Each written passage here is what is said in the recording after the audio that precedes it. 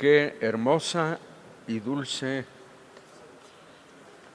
y refrescante es su presencia.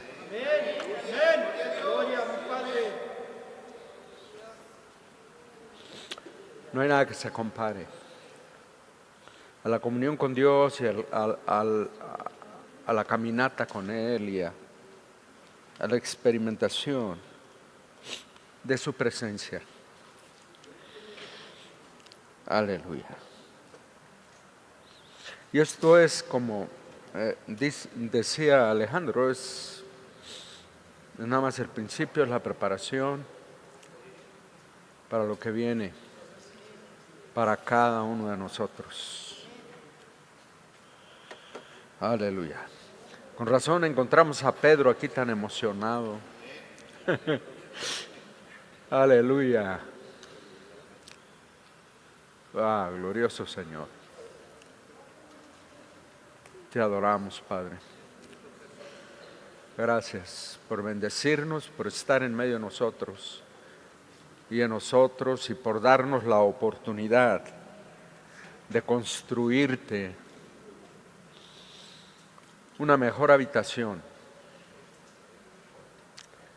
Seremos un santuario para ti, aquí sobre la tierra y en el cielo con Él, por los siglos de los siglos. Amén. Saludamos a los que se conectan en esta hora, donde quiera que se encuentren. Les amamos entrañablemente y oramos que el Señor les edifique juntamente con nosotros en el estudio precioso de su palabra. Aleluya. Y abrimos entonces nuestras Biblias en el libro de los Hechos, Hechos del Espíritu, por medio de los apóstoles, capítulo 3, y nos quedamos en el versículo 11. Ahí aterrizamos, capítulo 11.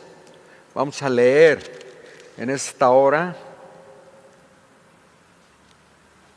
el resto del capítulo, versículo 11, versículos 11 al 26.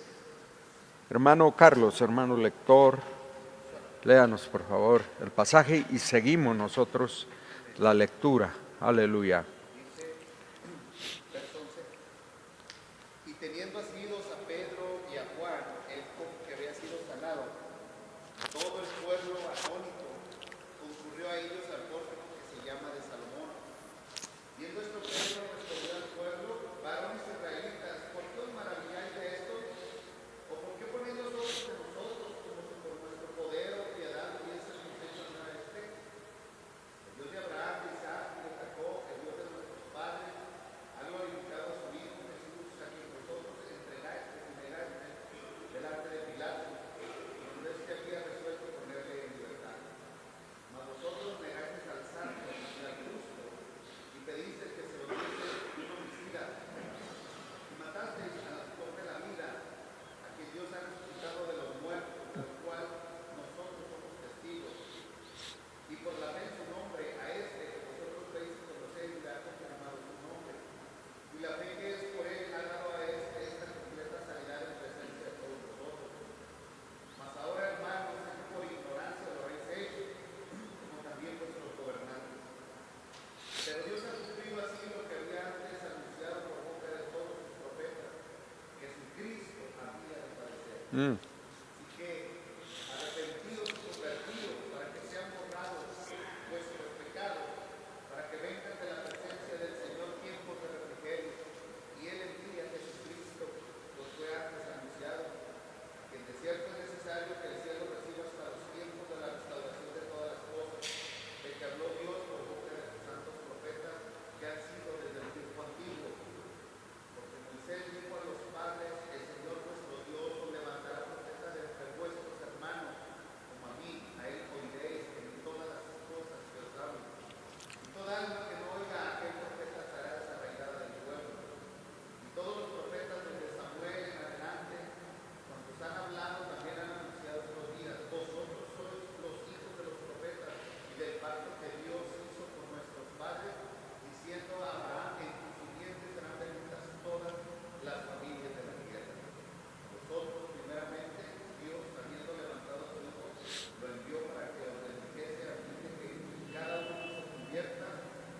maldad.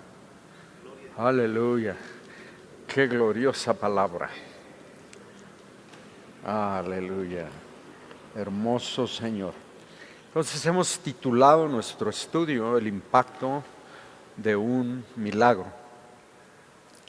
Hemos venido siguiendo la enseñanza del libro de los Hechos, pero la enseñanza también del resto del Nuevo Testamento y de una manera muy especial la enseñanza del apóstol Juan en su Evangelio.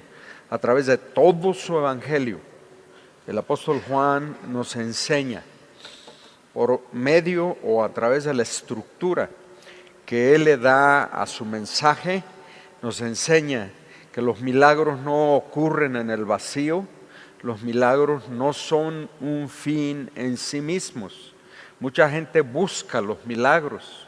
Y yo recuerdo en el tiempo del avivamiento, aquí llegó una señora que venía buscando un milagro. Y vino por un milagro. Y oraron por ella y no recibió el milagro que buscaba. Y luego la vi salir pero furiosa. Entonces la seguí por el pasillo y le dije, ¿qué pasa, señora? ¿Por qué se va así? Nunca la habíamos visto antes. Y me dijo, yo vine para que Dios hiciera un milagro y no lo hizo, ya me voy. Entonces traté de explicarle, pero no estaba dispuesta a escuchar que Dios no es un Dios milagrero. Dios no es un brujo al que vamos para que nos haga milagros. Mucha gente se acerca de esa manera a Dios, de manera equivocada, y ofende a Dios. Cuando nos acercamos a Dios para que nos haga un milagro, lo ofendemos, porque Él no hace milagros solo en el vacío, separados del plan glorioso que Él tiene para cada vida. Él está más interesado en sanarnos integralmente, en sanar nuestra comunión con Él, en hacer nuestra comunión con Él una comunión vigorosa, poderosa aquí sobre la tierra, aunque haya sufrimiento en nuestra vida, en nuestro cuerpo, pero una comunión vigorosa con el Señor, una relación sana y una vida eterna con Él. En eso está Dios interesado. Y de paso, Él siempre hace grandes milagros, enormes milagros. Levanta a los muertos de la tumba y sana nuestro cuerpo de terribles enfermedades. Él hace milagros. Somos testigos de eso, como dice Pedro aquí. Somos testigos, nosotros somos testigos de todas estas cosas. Y en ese contexto glorioso de que Dios hace milagros, Dios sana a los enfermos, cuando esa sanidad va a contribuir a la sanidad integral de la persona que es sanada y de los que le rodean, como en este caso, ¿verdad? Él hace un milagro exactamente en el momento que se necesitaba un milagro. Cuando esta multitud subía de hombres y mujeres, porque por eso ocurre el milagro allá en el pórtico de Salomón, en la parte oriental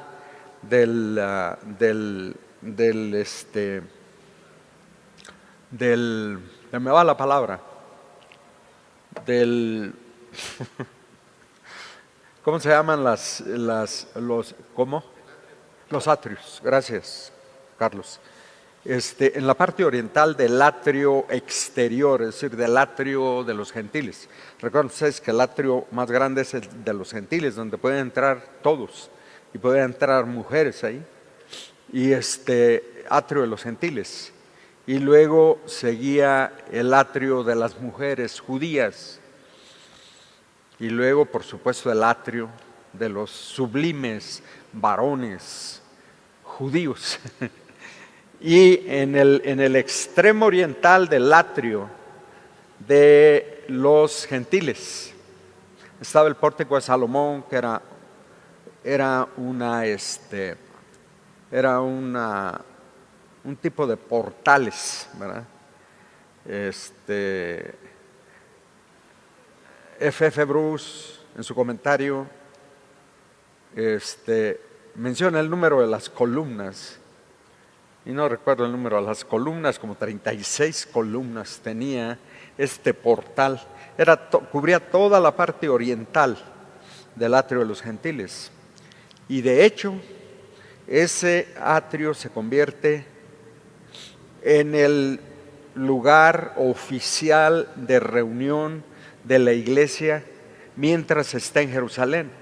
La iglesia es echada de Jerusalén a través de la persecución y sale de Jerusalén y se separa entonces la iglesia del judaísmo. Ahí es donde ocurre la separación que era necesaria, porque hasta ese momento aquí suben todos y aquí van los apóstoles, aquí va Pedro y Juan y suben con esta multitud a la hora novena, que era la hora de la oración, y suben a orar y cada quien pues va a su atrio, y si eres gentil pues vas al atrio de los gentiles, si eres judío al atrio de los judíos. Y recuerdan ustedes que el milagro ocurre en la línea divisoria entre el atrio de los gentiles y el atrio de las mujeres, porque se atravesaba por el atrio de las mujeres para llegar al atrio de los varones. Al pasar por ahí los apóstoles, él estaba ahí sentado, pues postrado, porque no se le permitía a un enfermo entrar más adentro, especialmente al atrio de los varones, y ahí ocurre el milagro. Entonces, los milagros no ocurren en el vacío, siempre estrictamente relacionados con la proclamación del Evangelio, y ocurren como una introducción a la proclamación. Ese es Juan. Su Evangelio está estructurado alrededor de 7 milagros, el Evangelio de Juan. Si ustedes leen el Evangelio de Juan se van a dar cuenta de eso, que gira alrededor de 7 milagros. A veces el milagro ocurre antes de la enseñanza del Señor, como una introducción, y a veces como una conclusión para afirmar y afianzar la palabra que se acaba de enseñar. El milagro ilustra lo que el Señor acaba de enseñar. En otras ocasiones introduce lo que el Señor va a enseñar, y esa es la forma como Juan estructura su evangelio. Por eso les digo, Juan nos enseña esto. El milagro no ocurre en el vacío. Dios no es un Dios milagrero. Dios sana y Dios hace grandes milagros, pero siempre en el contexto de la salvación del alma, de la restauración de los seres humanos en su comunión con Él. Entonces los portentos y maravillas es lo que decimos aquí en el primer párrafo. Aleluya.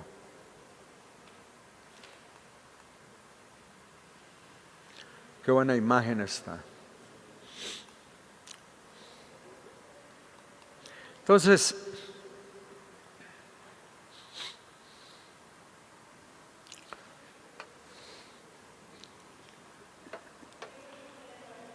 decimos eso. Siempre los portentos y las maravillas son semellones, como les llama Juan. Juan les llama semellones, que apuntan y que llevan a Jesucristo. Siempre ocurren en el contexto estricto de la predicación del Evangelio, ya sea para introducirla o para concluirla, pero siempre para demostrar que el Evangelio de Jesucristo proclamado, predicado, es la verdad de Dios. Así nos enseña Juan a través de la estructura de su Evangelio. Aquí en Hechos 3, del 11 en adelante, tenemos una ilustración entonces, porque el título de nuestro estudio es el impacto que causa un milagro. El milagro lo hace Dios, como lo enfatiza Pedro en su mensaje, lo hace Dios para glorificar su nombre, ¿verdad? Y para provocar la conmoción que causa en la multitud que asiste a la oración. Cuando ven el milagro, porque la gente que sube a orar conoce a este paralítico porque ha estado ahí más de 40 años, sentado, y siempre se pone ahí a pedir limosna. Analizamos el milagro y recuerdan ustedes que dijimos que este hombre seguramente vio pasar varias veces o muchas veces al Señor Jesús, porque el Señor Jesús subía a orar y luego enseñaba. En el contexto de su subida a orar siempre aprovechaba para enseñar y muchas veces enseñó aquí en el pórtico de Salomón, o en varias ocasiones lo mencionan los evangelios, enseña en el pórtico de Salomón, en el atrio exterior, en el atrio de los gentiles, en el atrio donde llegaba toda la gente común que no eran judíos, y nunca le había pedido al Señor que lo sanara, porque si le hubiera pedido al Señor, el Señor lo hubiera sanado, pero nunca le pidió al Señor. Tal vez, dijimos, porque la apariencia del Señor Jesús no era como una persona que tenía mucho dinero, no sabemos por qué, pero en esta ocasión, los que menos dinero tenían, Pedro y Juan, ¿verdad? Los que menos dinero tenían, Pedro y Juan, no tenían dinero, como todos los predicadores no tienen dinero. Entonces, les pidió a ellos y Dios tuvo misericordia. Entonces, es una ilustración de lo que es el uso que Dios le da a sus milagros. Una vez que Pedro y Juan, por la fe en Jesucristo de Nazaret, porque aquí es en el nombre de Jesucristo de Nazaret, es el dicho y es la fórmula. No es una fórmula mágica, pero es que esta declaración encierra grandes principios, profundos principios de la naturaleza de Dios. En el nombre, y analizamos esa declaración, en el nombre de Jesucristo de Nazaret, levántate. Entonces, en el nombre de Jesucristo de Nazaret, causan este gran milagro de sanidad. El milagro en sí genera conmoción, así dice Lucas, ¿verdad? Que llegan conmocionados, es decir, muy emocionados, impactados, impresionados por lo que acaban de ver, porque este es un hombre que ellos han visto por muchos años sentado y de pronto lo ven saltando y alabando a Dios, como aparece en la imagen, saltando y alabando a Dios. Entonces, genera conmoción en la multitud que subía al templo a la hora novena de la oración judía. Ven ustedes que la vida de la iglesia está todavía conectada con el judaísmo. Todavía los hermanos ya convertidos, ya transformados por el poder de Dios y el poder del Espíritu, se reúnen para adorar. Todavía participan en la liturgia judía. Todavía observan los horarios de la oración judía, y entonces, pero es la oración judía. Cuando la iglesia sale de Jerusalén, rompe con todo esto y se identifica claramente como un nuevo cuerpo, que es la comunión del hombre nuevo y de la mujer nueva en Cristo Jesús. Tiene sus raíces en el judaísmo, y el judaísmo siempre, ¿verdad? El judaísmo siempre nos bendecirá, el judaísmo siempre nos dará luz para entender mejor el Nuevo Testamento, y una vez que entendemos el Nuevo Testamento regresamos al Antiguo y lo entendemos mejor, porque pues el judaísmo es la introducción, es la haya, es la nodriza que nos llevó a Cristo. Eso es lo que dice Pablo. Y bienaventurados los judíos que entendieron esto, los judíos convertidos en ese tiempo que entendieron esto. Y bienaventurados todos los que lo podemos entender. No vamos a terminar en el judaísmo como algunos de nuestros hermanos se van al judaísmo. Teníamos un pastor que era muy duro para hablar, hermano Samuel Lascari, y les decía a algunos hermanos que se habían desviado, les decía con palabras no muy corteses,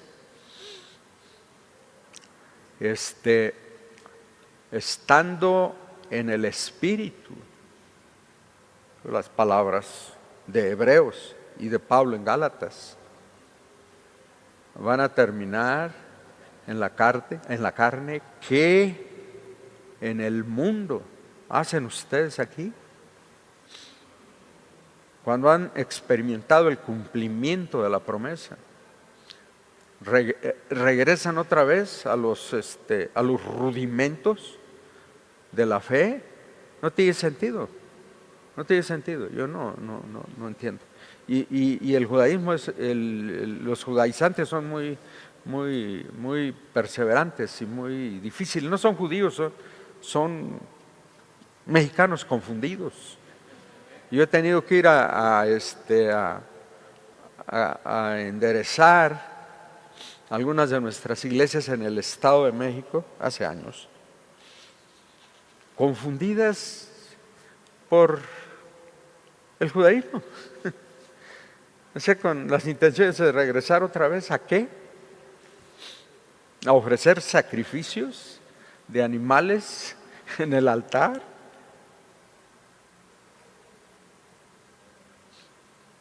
¿A qué? A guardar la ley levítica, dejar de comer cerdo a los que les gusta el cerdo. Es decir, el judaísmo es la promesa, el Evangelio de Jesucristo es el cumplimiento de la promesa. Se ha cumplido la promesa, es lo que Pedro aquí les dice. Pero la gente, como la vemos aquí, se siente necesitada y responde con gran facilidad al llamado de Dios. Lo vemos claramente aquí, cuando la gente se entera de lo que ha sucedido, ve a este paralítico saltando y alabando al Señor, se arremolina atónita, porque dice atónitos, junto a los tres hermanos, a Pedro, a Juan y al que fue sanado en el pórtico de Salomón, que era el portal en el atrio exterior, en el atrio de los gentiles. Y este portal, como ya lo dijimos, se convierte en el centro de reunión. Cuando Pedro vio esto, a la gente atónita, conmocionada por lo que acaba de suceder, y observándolos a ellos como si ellos hubieran hecho el milagro. Ese es el problema siempre del ser humano, que nos enfocamos en el ser humano en vez de ver a Dios.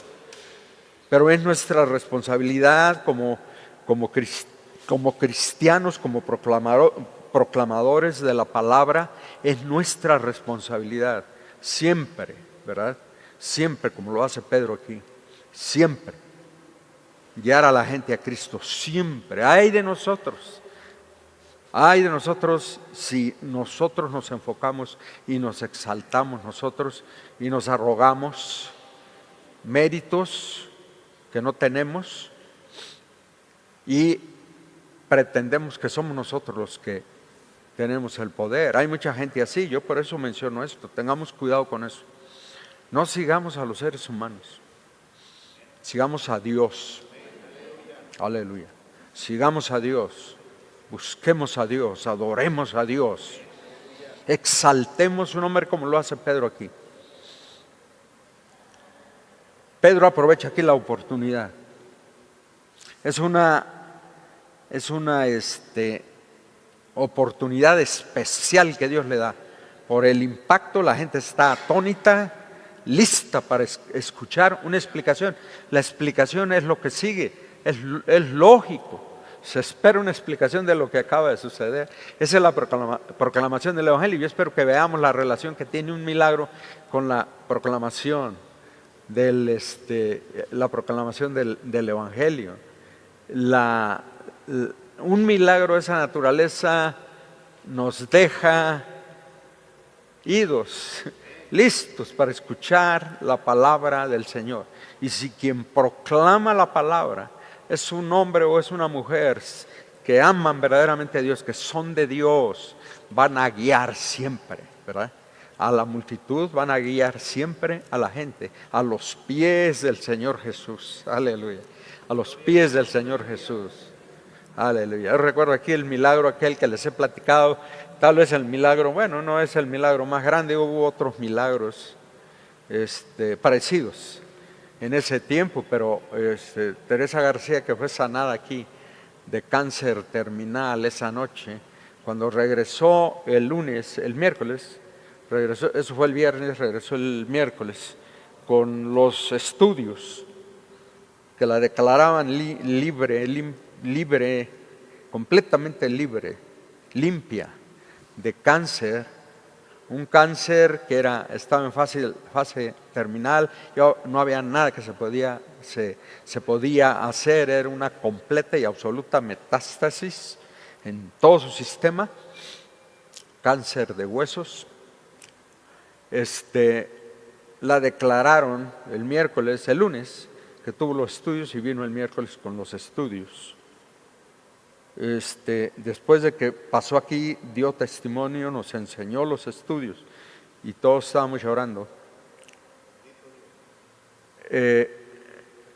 Cayó sobre nosotros, vino sobre nosotros una especie de electricidad. Todos nos cargamos de electricidad. Y si tocábamos a alguien,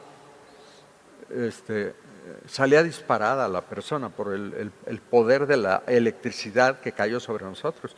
No nada más sobre unos cuantos, sobre todos. La electricidad.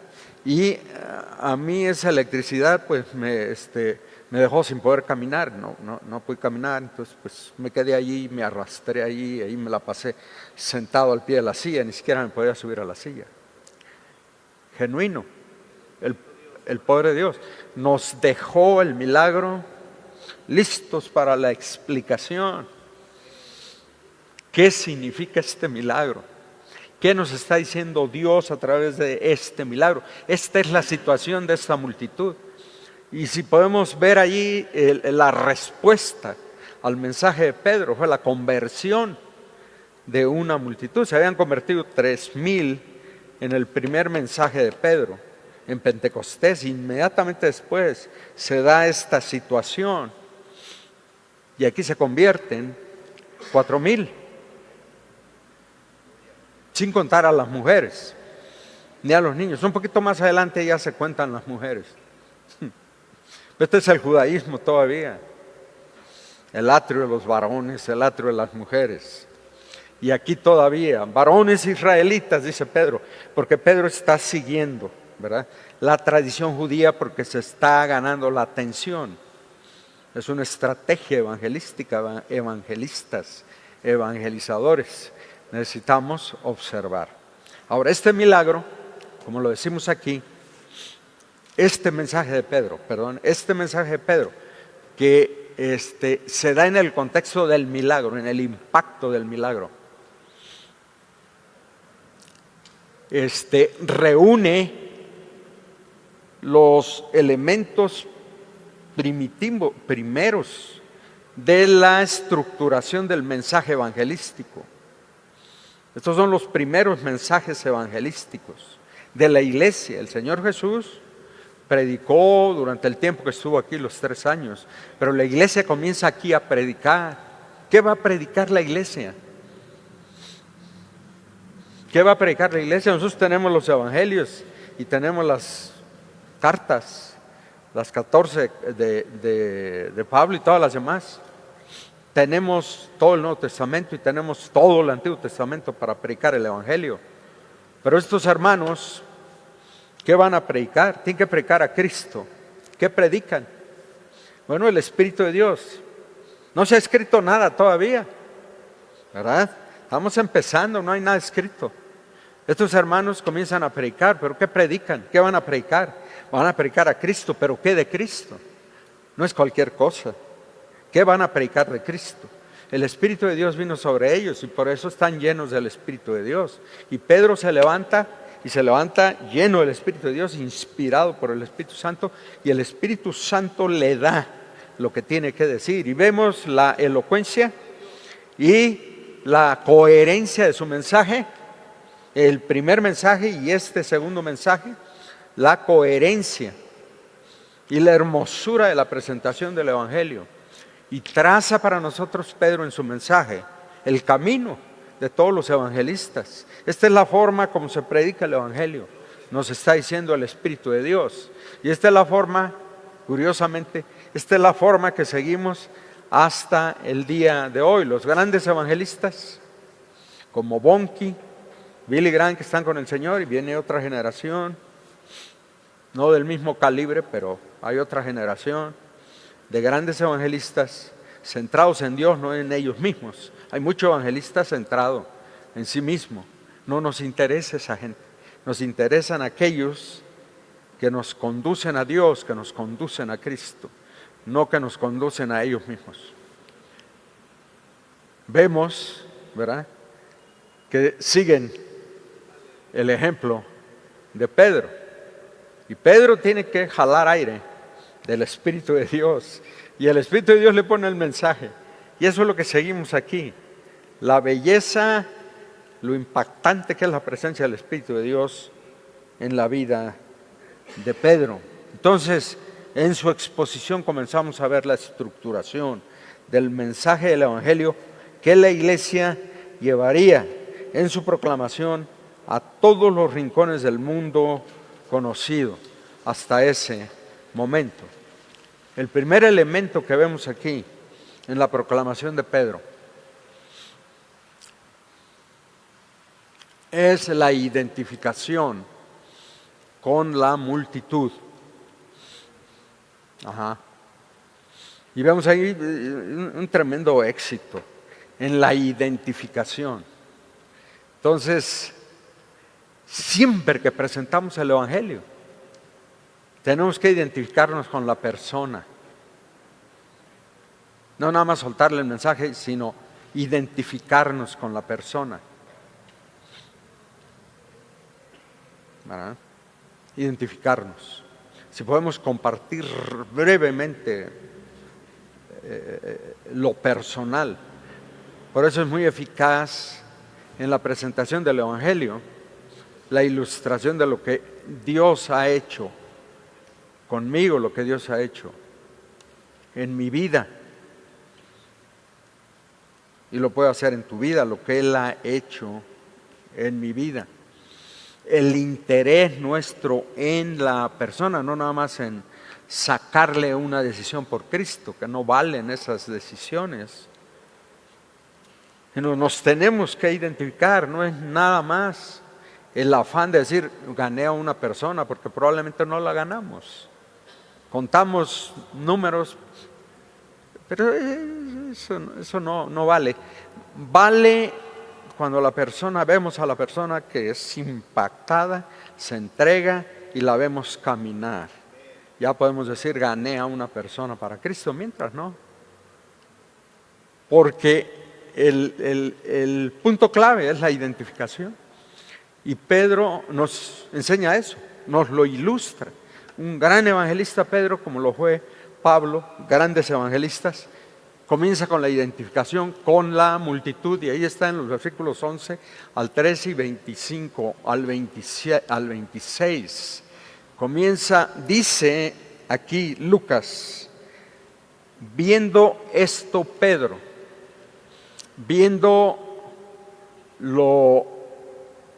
el impacto que el milagro ejerció en ellos, viendo esto, se trata de un participio y representa entonces una acción que es característica en la misión que la iglesia tiene de predicar el Evangelio. Viendo, habla de mantenerse siempre alerta, atento, listo para discernir las oportunidades y aprovecharlas para presentar el Evangelio. Y yo sé que muchos de ustedes hacen eso todo el tiempo, y gloria a Dios por ello, pero necesitamos repasarlo. Tenemos que aprovechar las oportunidades. El Espíritu de Dios nos da las oportunidades. No echamos nuestras perlas así nada más, sino nos dejamos guiar por el Espíritu de Dios.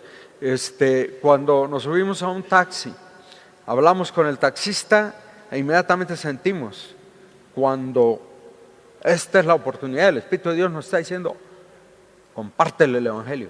No va a caer en tierra seca, en tierra estéril el mensaje del Evangelio.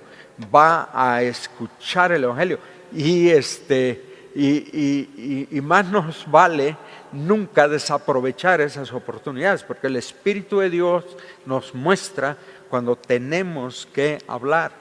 Hay otras ocasiones que hablamos y simplemente causamos que la persona se burle de nosotros y no pasa nada.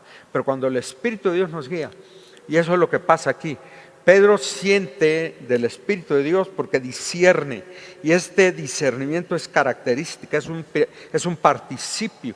Es decir, el Espíritu de Dios registra esto deliberadamente, no son palabras de más, no es nada más decir, viendo, sino que Lucas está registrando aquí un mover del Espíritu de Dios en Pedro.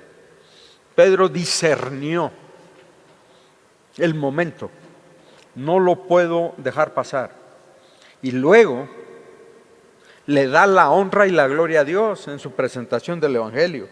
¿Por qué ponéis los ojos en nosotros? Les dice, varones israelitas,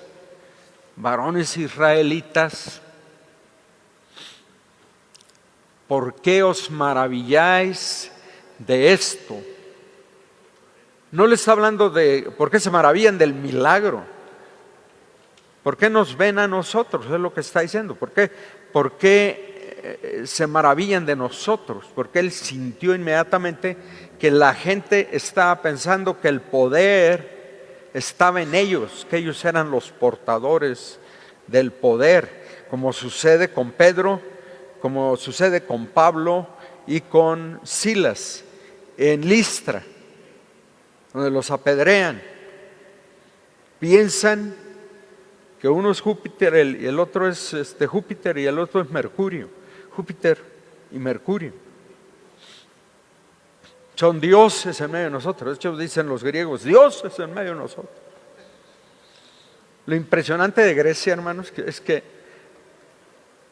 yo digo, yo me puedo pensar, ustedes van a Grecia, se paran ahí entre los olivares, en los cerros esos, y dicen, piensa uno, está uno en los lugares donde Pablo predicó, y ahí están los monumentos porque se quedaron las piedras, y si las piedras tienen que hablar, dijo el Señor, van a hablar, esas piedras van a hablar. Si los hombres se callan, esas piedras van a hablar. Aquí estuvo Pablo proclamando el Evangelio a una sociedad que se consideraba muy intelectual, porque hasta lo llevaron al Areópago, donde llevaban a todos los filósofos que pasaban por ahí, llevaban filosofías nuevas, los llevaban ahí. Aquí estuvo Pablo proclamando el Evangelio, aquí en la agora, en el mercado donde van todos los intelectuales, donde llega Sócrates y llegan todos estos filósofos griegos, porque además Pablo fue contemporáneo de algunos de ellos, y la escuela de Atenas está en su apogeo cuando Pablo pasó por ahí predicando el Evangelio. ¿Qué posibilidades había de que el Evangelio triunfara en esa tierra? Y triunfó. Aleluya. Grecia se convirtió, toda Grecia. Abandonaron todo su panteón, toda su colección de dioses y todos los tremendos templos levantados a los dioses, todos esos edificios tan magníficos que levantaron a los dioses.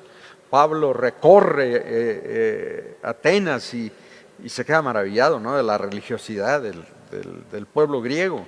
Y todos los dioses, a todos los dioses hay un altar, hay un templo a todos los dioses, y por si se les escapa uno, al Dios no conocido, y ese de ahí se agarra Pablo.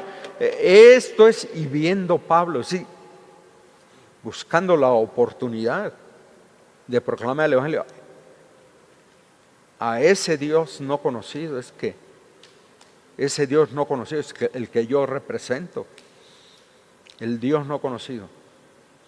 Y Grecia se convierte. Lo despiden en el Areópago y te oiremos en otra ocasión, le dicen los filósofos.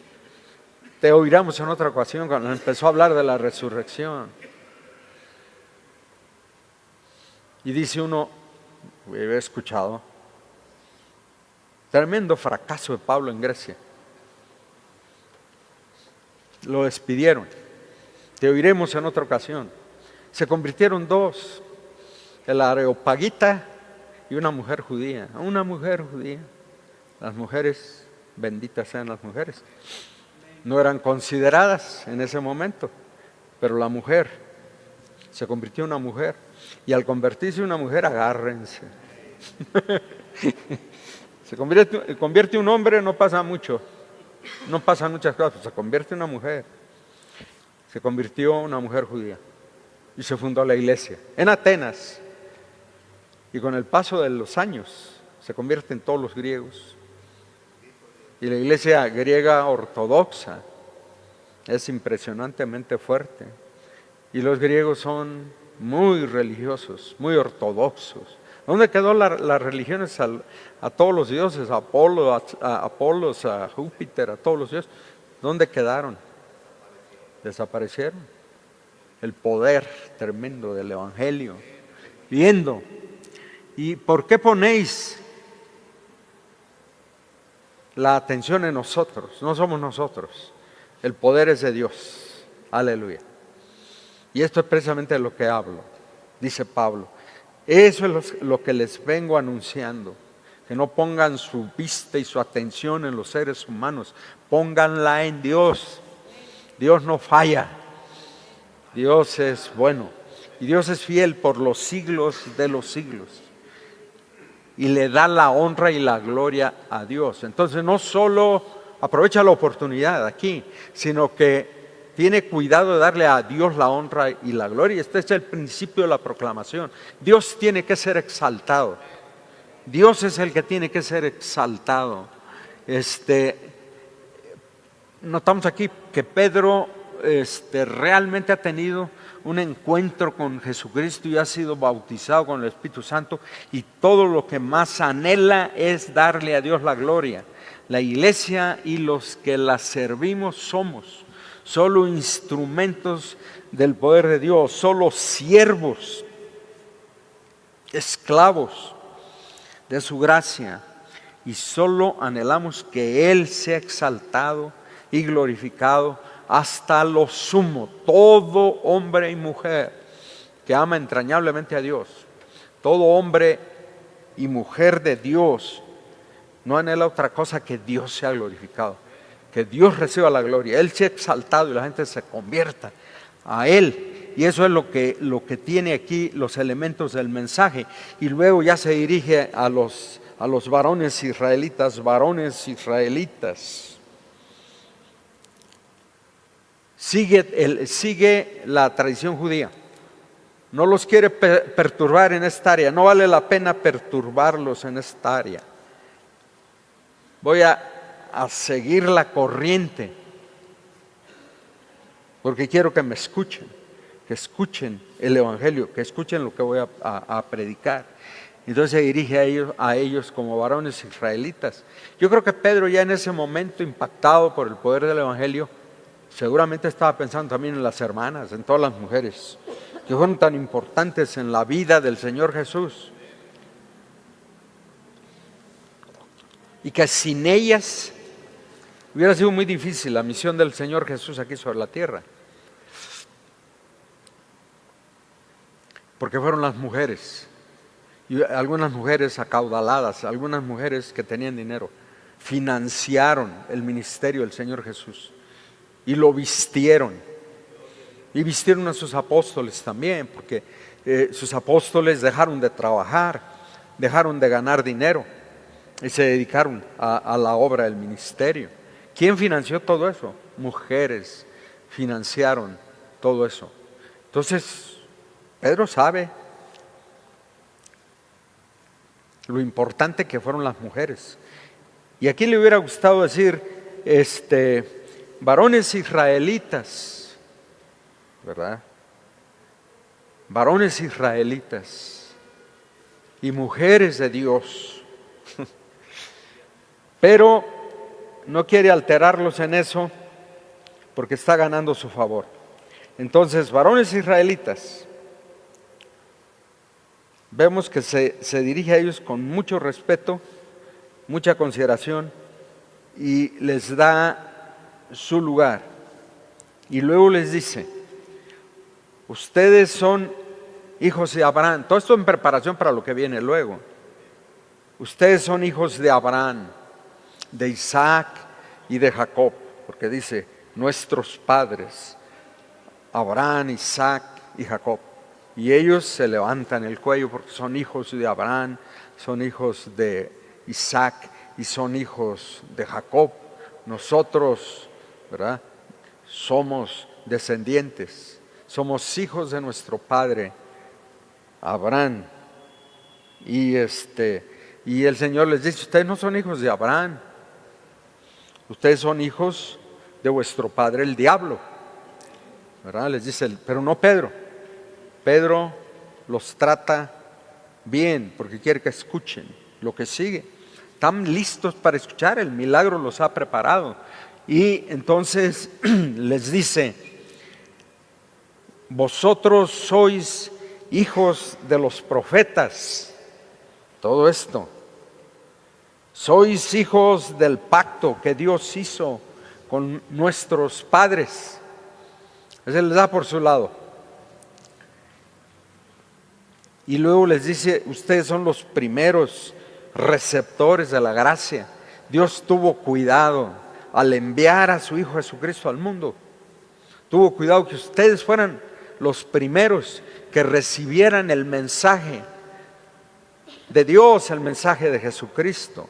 Y eso fue así, porque Juan dice, a los suyos vino y los suyos no le recibieron. A ellos vino. En el Monte de los Olivos, cuando el Señor Jesús entra en su última visita a la ciudad, en su entrada triunfal que vamos a enfocar en unas semanas. Él entra, viene por Jericó, sube al monte, al altiplano, y baja la loma. Ahí está el Monte de los Olivos y luego la barranca que separa el Monte de los Olivos. Está pegadita a Jerusalén, pero está del otro lado. Hay una barranca que se llama el torrente de Cedrón que separa el Monte de los Olivos de la ciudad de Jerusalén. Si ustedes ven las fotografías del Monte de los Olivos con Jerusalén en perspectiva, está enfrente. Pero hay una barranca que separa. Y el Señor entró por ahí, y el Señor por ahí va a regresar en su segunda venida. Él viene por el oriente y viene por el Monte de los Olivos. Por ahí llega, ese monte es un monte muy especial. Y ahí se detiene cuando viene con aquel grupo que le da la bienvenida allí en el Monte de los Olivos. Y comienzan a exaltarle, comienzan a glorificarle. Bendito el que viene en el nombre del Señor. Y él viene montado en un pollino, es decir, en un burrito, hijo de asna, humilde, porque no entró a Jerusalén en un caballo blanco, entró en un burrito. Ese es nuestro Salvador, nuestro Señor, el dueño de todo lo que tenemos y el dueño de nuestra vida, el dueño de nuestro destino eterno. Él es nuestro Dios. Ese es el ejemplo que nos da el Señor. Y se detiene y contempla la ciudad del otro lado y se sienta. Yo tengo allí una bandera que no sé quién trajo de Israel. Alguien que hizo el viaje a Israel nos trajo esa bandera. Y yo estaba contemplándola ahí a propósito. Ayer oramos y ese fue el tema. Contemplando al Señor Jesús sentado en una roca, en un momento solo, de soledad, en su entrada, se detiene ahí, toma el tiempo y se detiene y contempla la ciudad y comienza a llorar. Y luego dice: Jerusalén, Jerusalén, que matas y apedreas, que matas a los profetas, ¿verdad? Y apedreas a los que te son enviados. ¿Cuántas veces? Y ahí está. ¿Cuántas veces quise? Y ahí está. Lo que les dice aquí Pedro. Dios los escogió y les envió el mensaje a ustedes primero. ¿Cuántas veces quise a ustedes judíos, habitantes de Jerusalén? ¿Cuántas veces quise recogerlos como la gallina recoge a sus pollitos debajo de sus alas? Y llorando el Señor Jesús dice, y no quisiste.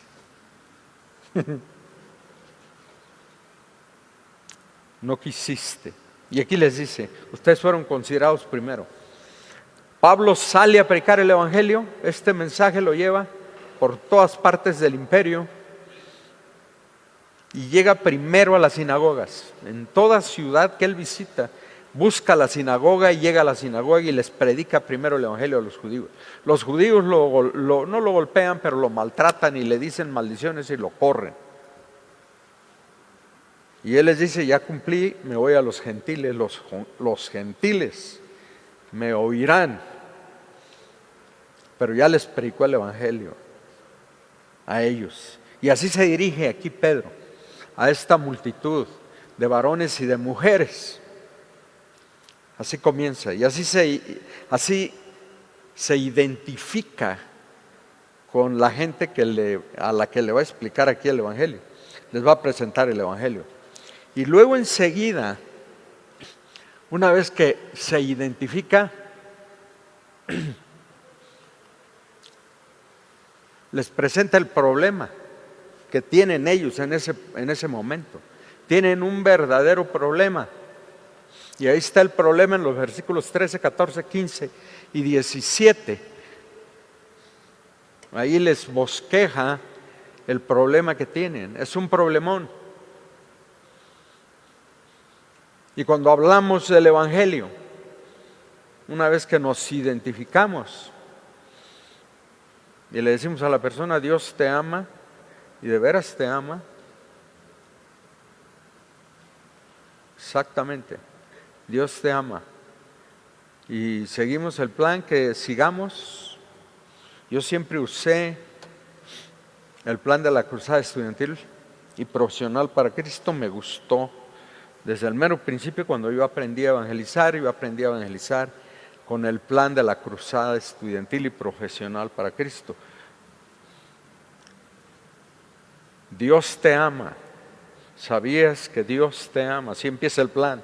¿Sabías que Dios te ama y que tiene un plan maravilloso para tu vida? No viniste a este mundo nada más por casualidad, como muchos creen. Así empieza el plan. Dios te ama. Pero hay un problemón. Tienes un problema y el problema es que eres un gran pecador, y lo decimos de la manera más suave y más amable que nos sea posible, pero tenemos que exponer el problema del pecado. Somos pecadores y la paga del pecado es muerte, pero el regalo de Dios es vida eterna en Cristo Jesús. Está el problema, pero hay una gran solución. Pero tenemos que explicar el problema y Pedro le entra, agarra el toro por los cuernos, como debe ser, porque está siendo guiado por el Espíritu de Dios, está bajo el poder del Espíritu de Dios y el impacto del milagro.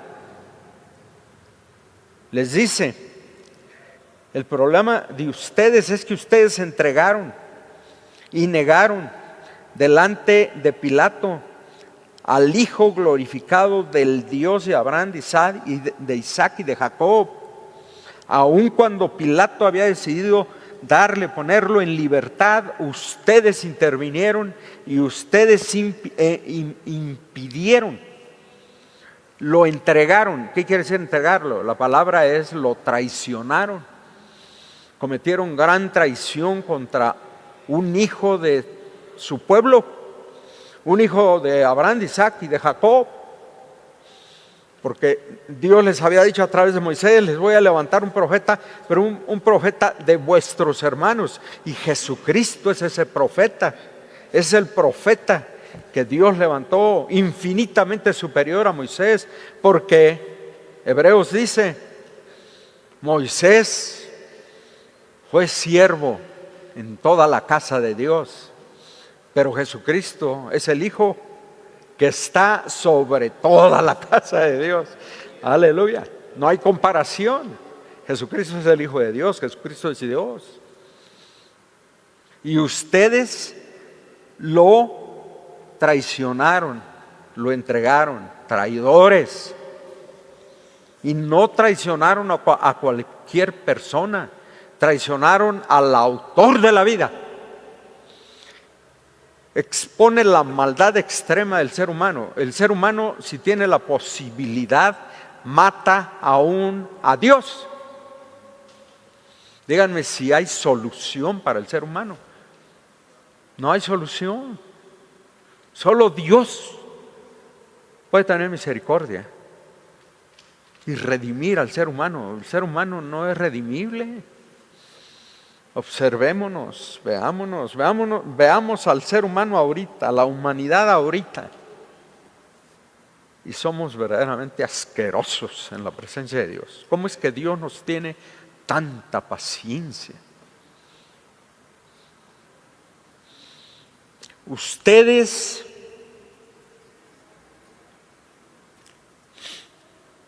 traicionaron, y no solo lo traicionaron, lo negaron, aunque fuera su hermano. Eso es lo que hicieron. Cuando lo acusaron delante de Poncio Pilato. Y no lo hicieron con cualquier persona, lo hicieron con el Hijo glorificado de Dios, del Dios de Abraham, de Isaac y de Jacob, del que se sienten ustedes tan orgullosos y siempre están diciendo: nosotros somos hijos del Dios de Abraham, de Isaac y de Jacob. Terminología hebrea, terminología hueca. Lo traicionaron, lo negaron e impidieron que Pilato lo dejara en libertad, aun cuando Pilato estaba convencido que este hombre es inocente y no es culpable de lo que lo acusan, y lo iba a poner en libertad. Pero llegaron ellos para decirle: si tú lo pones en libertad, eres un traidor del emperador, y el emperador va a saber, y si el emperador sabe, te va a ir como en feria. Vas a perder todo lo que está de los hombros para arriba. Y es lo que pasa. Y luego les dice: ustedes negaron al santo, santo, santo, santo, y al justo. El hombre que, siendo 100% ser humano, nunca cometió pecado, nunca pecó, y nos pudo representar en la cruz, porque era necesario que el que nos redimiera fuera familiar nuestro, compartiera nuestra naturaleza, pero sin pecado. ¿Y dónde encuentran ustedes? ¿Dónde íbamos a encontrar a alguien que fuera nuestro pariente según la carne, que fuera nuestro hermano según la carne? No había nadie, solo Cristo podía representarnos, y sin pecado según la carne. Por eso es el justo, el santo, el apartado, el justo, el escogido, el Mesías que vino a nosotros. Y pidieron que se les diese a cambio un homicida, un ladrón, un delincuente de lo peor que había, que lo tenían en la cárcel y tal vez lo iban a crucificar, porque a estos delincuentes generalmente los romanos los crucificaban, como los dos ladrones que son crucificados con el Señor Jesús. Y ustedes, concluye Pedro, ustedes mataron al autor de la vida. Al autor de la vida.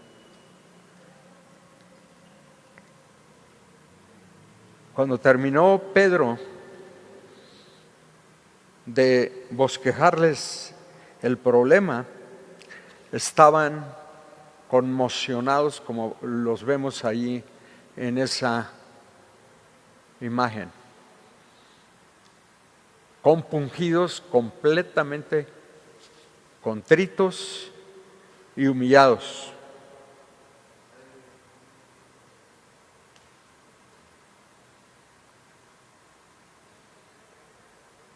Qué maravilloso es el Señor. Gran cosecha en este momento. Y entonces, ya en esa condición, Pedro les comparte la solución, la gran solución en Cristo. Me dicen los hermanos presbiterianos, a mí varios, yo tengo muchos amigos presbiterianos, y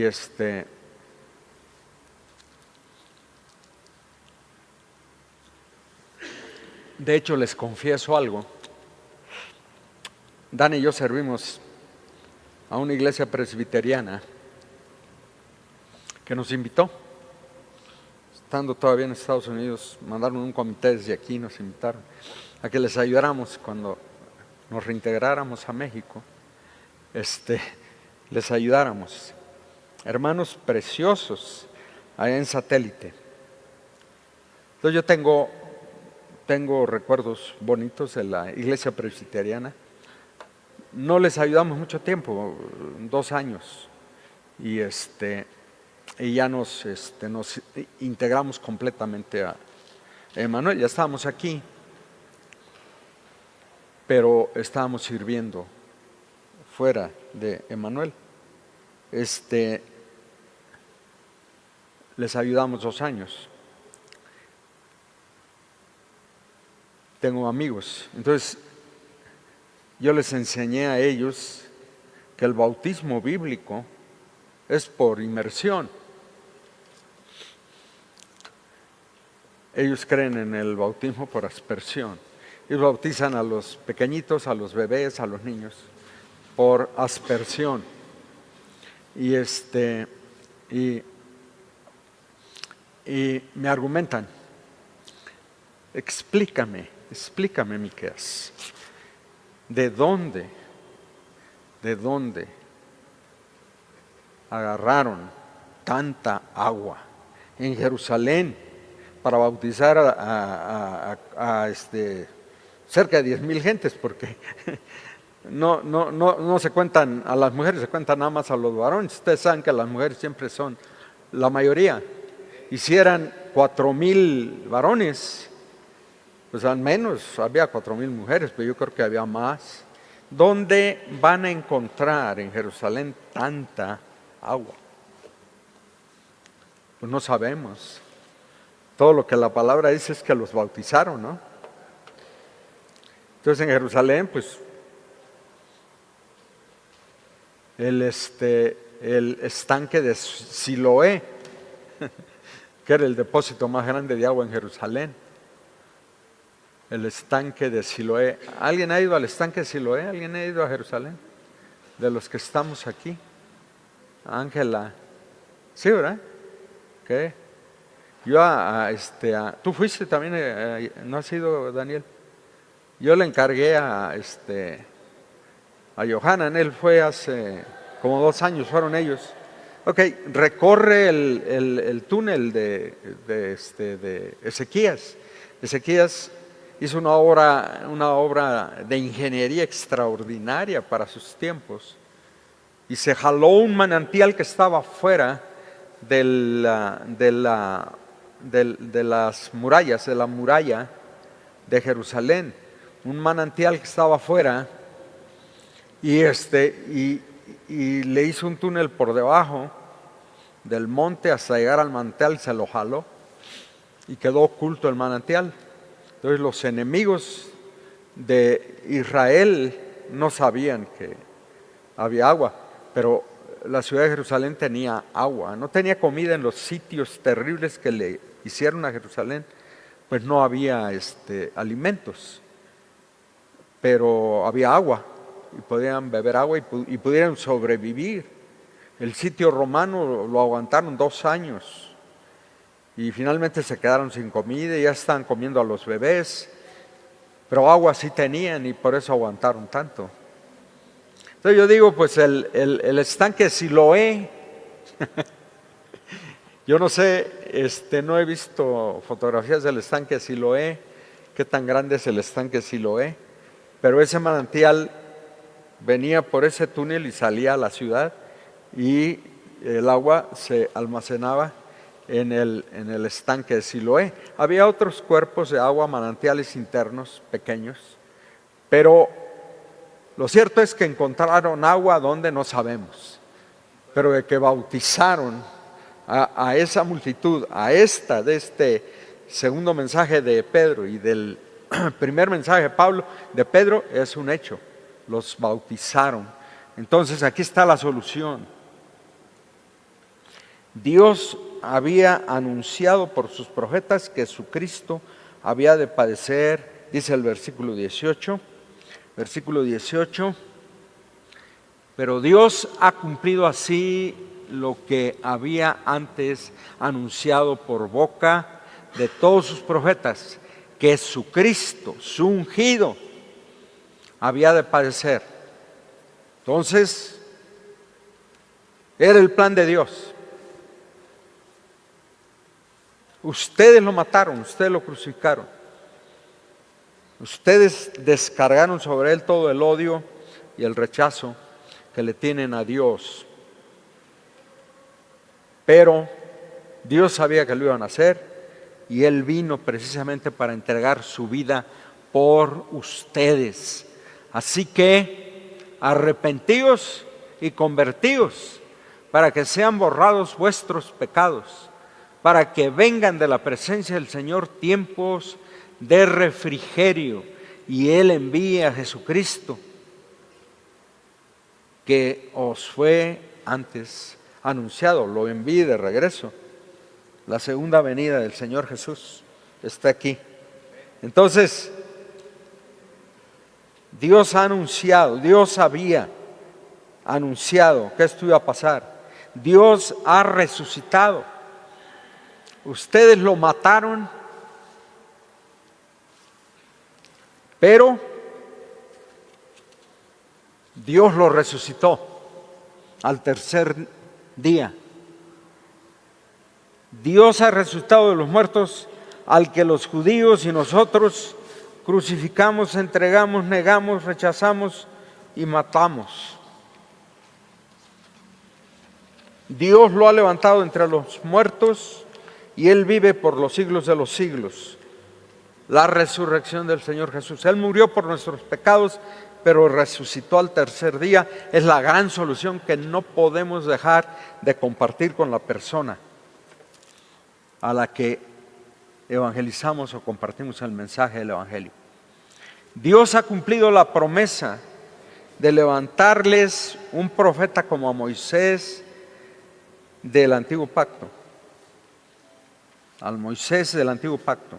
Uno como él, pero este es Jesucristo infinitamente superior a Moisés, porque como lo dice Hebreos, Moisés fue siervo de toda la casa de Dios, pero Jesucristo es el Hijo que está sobre toda la casa de Dios, versículos 22 al 24 y Hebreos 3, aleluya. A él, les dijo Moisés, a él oiréis y obedeceréis todo lo que él os mande. Les dijo Moisés, Dios levantará un día de vuestros hermanos a un profeta como yo. El mandato es que lo escuchen a él y lo obedezcan y hagan todo lo que él les dice. Moisés estaba profetizando la venida del Señor Jesús. Y aquí Pedro les recuerda, Moisés, a quien ustedes casi adoran, porque no hay un profeta más grande para ustedes que Moisés, ¿ok? Moisés les dijo que Dios levantaría a su debido tiempo a un profeta que sería, ¿verdad?, como él. Ese es Jesucristo, les dice Pedro. Jesucristo, Dios ha cumplido su promesa y les ha levantado ese profeta, y ese profeta es Jesucristo, y ese profeta es superior.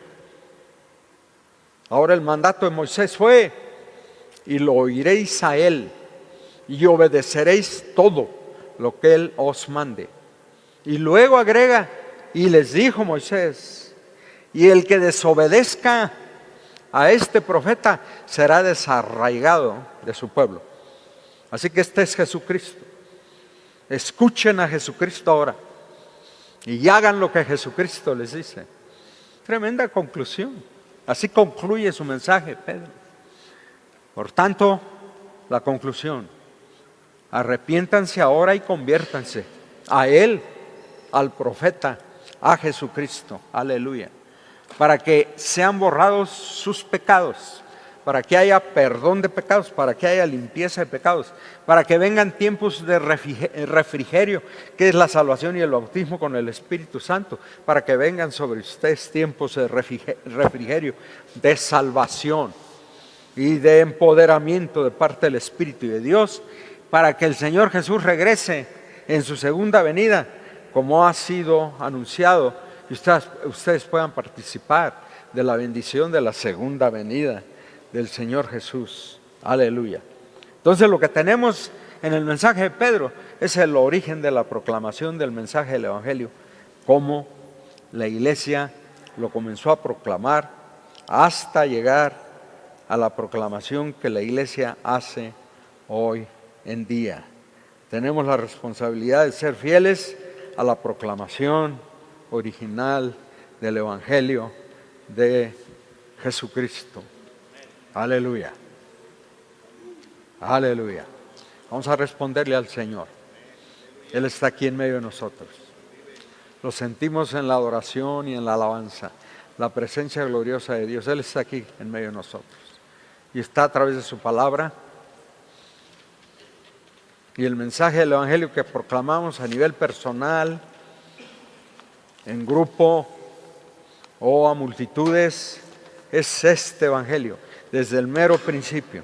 Pedro comenzó porque a él se le dieron las llaves del reino, y eso significa tú vas a abrir, vas a inaugurar la proclamación de la nueva dispensación, el gran honor de Pedro. Eso es todo. No es que se le dieron las llaves de las puertas del cielo, del paraíso. Es una interpretación popular. Todo lo que se le dio es el privilegio de ser él el que empezara, el que inaugurara la proclamación del Evangelio y coordinar a los apóstoles mientras venía el bautismo con el Espíritu Santo. Una vez que vino el bautismo con el Espíritu Santo, cada apóstol tuvo su misión. Cada apóstol tomó el rumbo que el Espíritu de Dios le mostró. Y como escuchamos aquí al hermano William, que vino de Nueva Delhi, allá llegó el apóstol Tomás a la India, y bajo un milagro los indios se convirtieron y se fundó la iglesia, una iglesia grande, poderosa, en la India, allá en el principio de los tiempos. ¿Se acuerdan del milagro que Tomás hizo? ¿Alguien se acuerda? ¿Sí? ¿Qué hizo?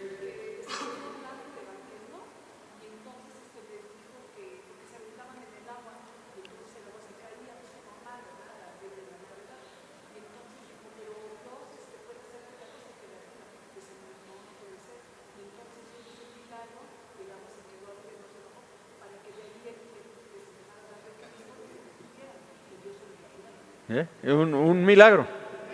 Y a través de ese milagro, que lo creemos, la iglesia en India absolutamente está convencida de que eso sucedió, y lo creemos con todo nuestro corazón. Eso fue lo que sucedió. Un milagro que preparó a la gente para creer en el Evangelio, y así se estableció la iglesia en la India. Y así Mateo hacia Mesopotamia, y otros hacia África, y Pablo hacia Europa, hacia Asia Menor, a Europa y hasta España proclamando el Evangelio. Todos siguieron su rumbo. Y Pedro inauguró. Comenzó, predicó el primer sermón, el segundo y el tercero. Y de allí el Evangelio hasta los confines de la tierra bajo el poder del Espíritu de Dios. Démosle gracias a Dios porque nosotros somos una chispa. Aleluya. Somos una chispa del incendio más extraordinario de todos los tiempos en la vida de la iglesia aquí sobre la tierra, Pentecostés. Y somos una chispa. Gracias, Padre. Dale gracias a Dios que te da el privilegio de conocerlo y de experimentarlo y de estar en una comunión pentecostal que cree en el poder del Espíritu de Dios y que cree que el poder del Espíritu de Dios es central para la vida todos los días, para vivir para Dios y para proclamar el Evangelio. Padre, en el nombre de Jesús, te alabamos. Este grupito que estamos aquí, te alabamos y te bendecimos por el privilegio que tenemos, Señor, de conocerte y de haber experimentado la plenitud de tu poder. Aleluya. Y de poderla vivir todos los días, Señor. Poderla vivir y poder anunciar en ese poder. Compartir el Evangelio, anunciar el Evangelio a los que nos rodean. Señor, en el nombre de Jesús te alabamos, te bendecimos. Te damos gracias por la vida de tu siervo Pedro. Agradecemos que nos lo hayas prestado y que su testimonio haya quedado grabado aquí en la revelación y nosotros podamos seguir el ejemplo que tú nos das a través de tus siervos. Gracias, Señor, por la vida que nos has dado y el privilegio de vivirla en estos días tan especiales. En el nombre precioso de Jesús, recibe nuestra gratitud. Aleluya, aleluya, aleluya. Amén.